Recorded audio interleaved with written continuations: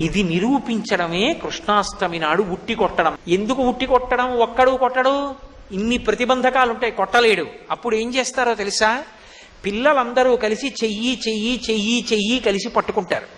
పట్టుకుంటే వాళ్ళు ఏం చేస్తారంటే ఈ చెయ్యి చెయ్యి మధ్యలో వెనక నుంచి ఎక్కకూడదు, ఎదురువైపు నుంచి ఏం చేస్తారంటే వీడి రెండు చేతుల్లో కాళ్ళేసి ఒకడెక్కుతాడు, అవతల వాడి రెండు చేతులు ఆ రెండు చేతుల్లో కలిపి ఒకడెక్కుతాడు.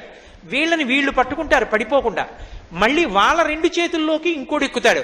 అలా పైకి ఒక్కడెక్కి నిలబడతాడు.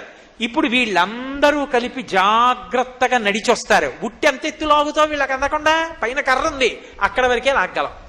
ఇప్పుడు వాడు ఆ పైవాడు ఏం చేస్తాడంటే అక్కడికి వచ్చి నిలబడి కొట్టడం, అందరినీ చూసి నవ్వుతాడు.